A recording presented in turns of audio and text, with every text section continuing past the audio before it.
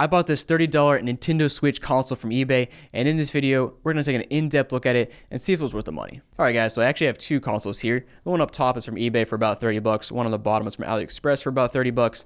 Both, as you can see, are just clearly straight up fakes of the Nintendo Switch Lite, especially the one up top. Like, man, that is close to a Switch Lite box. So let's just start with a comparison of the real Switch Lite box with the fake one, because that's the part that looks so similar here. And as you can see, like, I think they legitimately used the exact same hand here and just photoshopped it into their own whatever console they call this. And my favorite part about these Chinese consoles is the taglines they use. Like, there is happiness in life. Like, sure there is, but why is this on a Switch console? It's so random. And then here on the top, both red, it says Nintendo here, it says Game Player here. SRS Wow HD. Wow. The rest of the box I think looks fairly different, but you got the idea there. And actually, this side says black. Front says blue, back says black, and the side says yellow. All right, I don't know what I ordered here. It's either gonna be black, blue, or yellow. Who knows here, man? But yeah, let's go ahead and open this one up and see what's inside of this box. All right, so it does look like I indeed ordered a yellow one. Got this nice little packaging, not really. And oh, that actually, that looks kind of cool. Got a USB cord, I assume, for charging. Oh, dude, we have a headset. That looks like the OG Apple earphones. What do they call them? I don't know. And man, here it is. This thing, yeah, you can clearly tell it took straight off the Switch Lite here. Let me just pull out my actual Switch Lite and do a quick comparison. You can see these back buttons, like they're the same exact shape there. Super similar. And here in the front, they just have the same type of accents and same design characteristics. The curved edges. The button placements look very similar. The D-pad looks just similar. The analog stick looks the same, except for on here it's got like the top, bottom, left, and right, and this one's like diagonal. And that joystick feels, wow, that joystick is bad, man. Wow. It's kind of like a 3DS slider where it just slides, but here in the back, nothing too crazy. But this thing is, I love these things. These are awesome. What is 8G? Okay, I don't know. Let's go ahead and turn this thing on and see what it does. Got a light there. That's a good sign. What? Dude, it looks like Scrabble or something. I think we got a screen protector here, so let me go ahead and peel that off. Oof. Oh yeah, baby. Alright guys, I've been playing this X20 Mini for quite a while now. I have some thoughts on it, and I want to show you what it can do.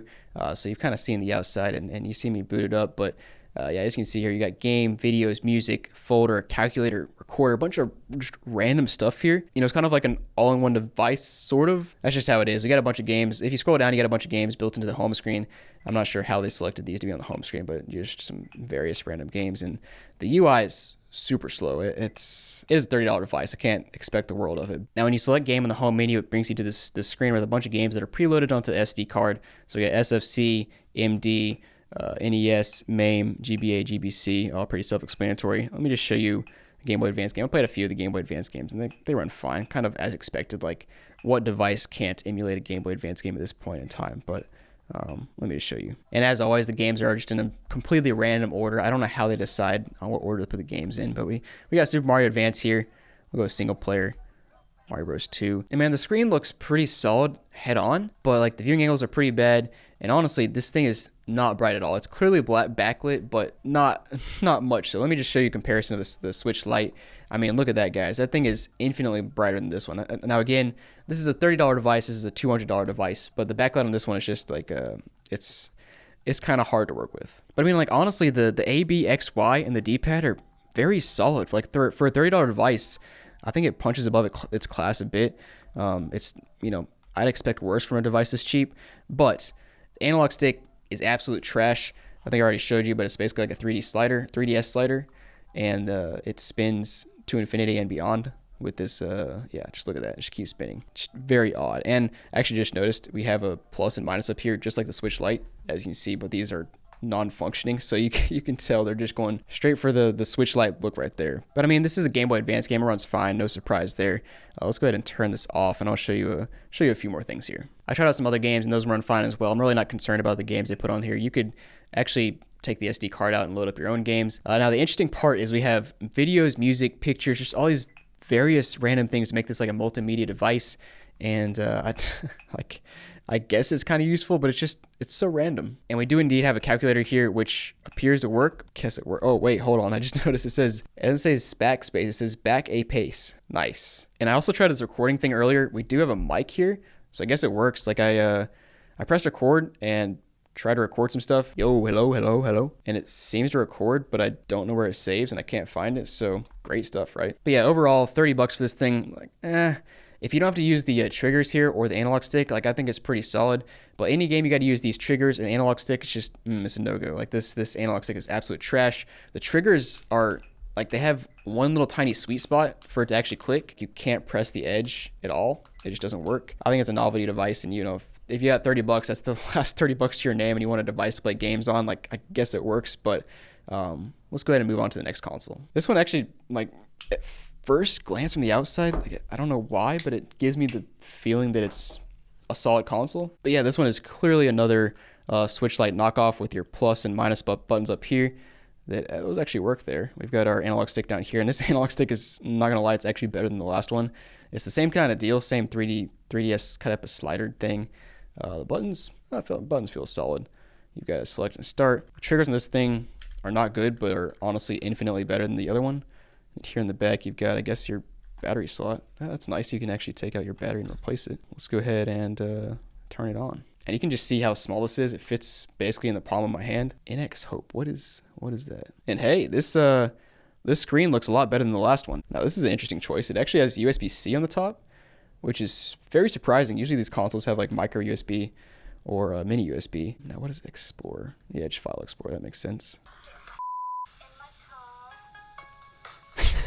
I just booted up the MP3 player here, and it has a couple random songs loaded. Got a Lady Gaga song on here, some sort of Chinese song. They just loaded some random songs in here. What in the world, dude? That's funny though. Same as the last one, where it's got like a random MP3 player built in. Like, who is taking this on the go with music? I guess somebody is. I don't know, man. Oh, well, there we go. If we press the right and left triggers, we can get to Game Boy, Game Boy Advance, Game Boy Color. Oh, you got everything here. Neo Geo, PlayStation. Got a bunch of built-in games here, I guess, kind of like the last one. And then we've got settings, skin, log viewer, and about. Let's go to skin. I wonder if I can change the colors here. Oh, yeah, I can change it to cubes, planet. Oh, that's sick. Look at that planet. All right, let's go to... I'm going to try a PlayStation. PlayStation actually run. So the game is actually running better than I thought it would. And by the way, the controls are pretty nice on this thing. It's just the only problem is that it's really small. But it looks pretty good graphical-wise on this 1.2-inch screen or whatever it is. It does have some frame drops sometimes, but overall, it's like, I'd say it's pretty solid so far.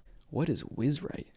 Oh gosh, we're on a command line. Oh, what? Dude, no way. It's legitimately like you can just, it's like a piece of paper and you can write stuff. But how do I do that? There's no touch screen. There's no, like, I can't, oh wait, there we go. No way. So you press start, pulls up the keypad, and then you have to use like a 2001 keypad from your phone. You can just type random stuff. I mean, like that's hilarious, but why, dude? What?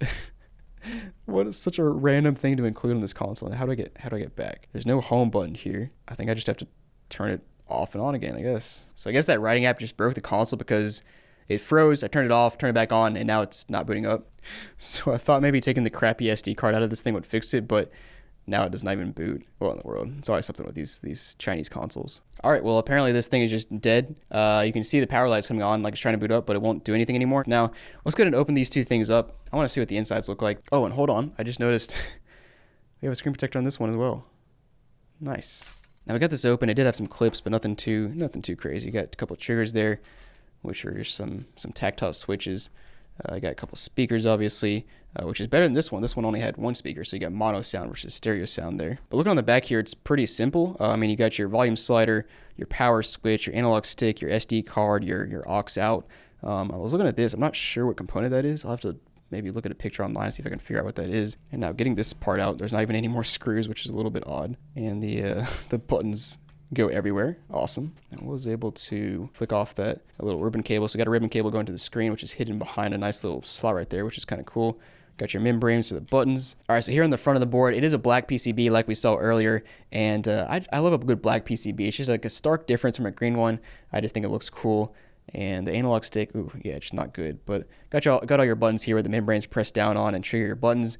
Traces all lead back to this main chip here, which is an All-Winter Tech F1C 100S. I'm not gonna act like I know anything about that model, but obviously it's strong enough to emulate the games we got on here, like PS1 games, Genesis games, all that, you know, classic stuff. Downside is when I took that board out, all these pieces fell out. Again, it's not too hard to put back together, but let's go ahead and take a look at the other console now. So I finally got this one opened up. It was a bear to open. It had a bunch of clips that just would not come off. And you can see this one is clearly lower quality than the other one. Like, you've got your battery just super glued in here or hot glued in here, kind of all crooked and stuff. That's like something I would do on a jank device. And you can see now, if you look closer at these analog sticks, or I keep calling them analog sticks, they're triggers.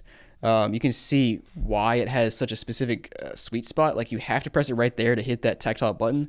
If you press it anywhere else, it doesn't actually press it, because it, like, obviously just from physics, like, you're not clicking the button. So not right there. Obviously one speaker there. Got your, honestly, it looks like the same analog stick. Yeah, it is. The exact same analog stick. That's why it feels like a piece of crap on both of them. They're both the same. No way.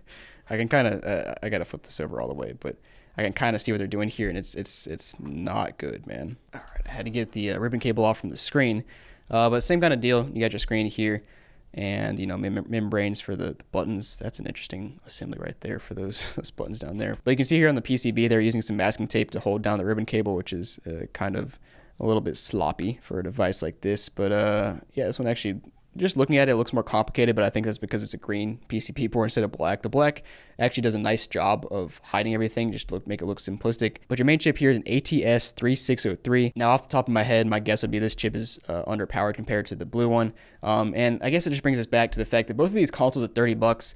The yellow one is like significantly worse than the blue one. The blue one's actually pretty solid in all things considered, except for the fact that it's not turning on now. But if we look past that fact, which is honestly a pretty big fact that it's not turning on, but if we look past that and assume it always turns on, the buttons feel nice, it plays games pretty well, the screen is solid. I mean, for 30 bucks, it's pretty solid if you want like a Game Boy Advance sized console. But yeah, guys, thanks for watching. Hope you enjoyed this video. Let me know down below which console you would pick, and I'll see you next time.